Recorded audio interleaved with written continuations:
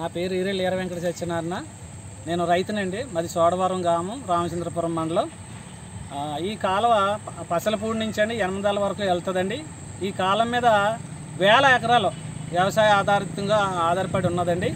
అయితే పసలపూడి నుంచి, అలాగే కొత్తూరు నుంచి, అలాగే మాలపాడు నుంచి, అలాగే సోడవరం గ్రామం, ఈ గ్రామాలన్నీ డ్రైన్లన్నీ తీసుకొచ్చి ఈ కాలువలో మెయిన్ కాలువలో పెట్టడం వలన ఈ మెయిన్ కాలువ అంతా బురదతోనూ, అలాగే దుర్గంధంతోనూ, అలాగే మరి ప్లాస్టిక్ వ్యర్థాలతోనూ, మలమూత్రాలతోనూ కూడా నిండిపోయి మరి రైతులకి ఏ విధమైన నీరు, మంచినీరు రాకుండాను మరి ఆటంకం కలిగించి పంటలు ఎండిపోవటం, పంటలు సరిగా పండకపోవటం. ఒకప్పుడు ఈ కాలువ పీడబ్ల్యూ వారు ఏం చేసేవారంటే పంటల కంటే ముందుగానే తవ్వి దీన్ని అందంగా తయారు చేసి నీరు ఫ్లో బాగా వెళ్ళడానికి తయారు చేసేవారండి. ప్రభుత్వం ద్వారా ఏమైనా పథకాలు వస్తే మొదట ఈ కాలువకు ప్రాధాన్యత ఇచ్చి కలవట్లు కట్టడం, ఈ చెరువులకి నీరు పెట్టడం, ఇవన్నీ జరిగేదండి. ఒకప్పుడైతే తాగునీరు, అలాగే సాగునీరు పశువులు, మనుషులు కూడా తాగేవాళ్ళు అండి. అయితే ఇదే నీరుని కూడా చెరువులు కూడా పెట్టేవాళ్ళమండి. అయితే ఈ కాలంలో నీరులో దిగినా తాగినా వ్యాధులు వస్తున్నాయండి. అలాగే అనేక మంది పశువులు చనిపోతున్నాయి.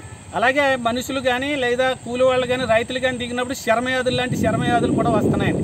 అయితే మేము ప్రభుత్వం దృష్టికి చాలాసార్లు కలెక్టర్ గారికి, అలాగే రెవెన్యూ డిపార్ట్మెంట్ వారికి, అలాగే జిల్లా సెక్రటరీ వారికి, అలాగే పంచాయతీ శాఖలకి, ఈ సంబంధించిన కాలువకు సంబంధించిన అన్ని శాఖల వారికి కూడా నేను మరి తెలియజేయడం జరిగింది. వారు ఏ విధమైన యాక్షన్ కూడా తీసుకోలేదు. 2016 ముందే అయితే ఈ కాలువ చాలా బాగుండేదండి. ఈ కాలువలో నీళ్ళు అందరూ తాగేవాళ్ళు, అన్ని విధాలుగా ఉపయోగించుకునేవాళ్ళమండి. అది ఈ డ్రైనేజ్ వ్యవస్థ వచ్చిన తర్వాత ఈ పంట కాలువలోకి ఈ డ్రైనేజ్ వ్యర్థాలు పంపించడం వలన రైతులు అనేక విధాలుగా నష్టపోతున్నారు. మేము పసలపూడి నుంచి అలాగే యనమదాల వరకు కొన్ని లక్షల రూపాయలు ఇచ్చి జేసీబీ ద్వారా రైతులందరూ కూడా ఐక్యతగా మరి ఎకరానికి 1000 రూపాయలు చెప్పిన తీసుకుని మేము అంతా కలెక్ట్ చేసి ఆ జేసీబీకి ఇచ్చి తవ్వించుకుంటామండి.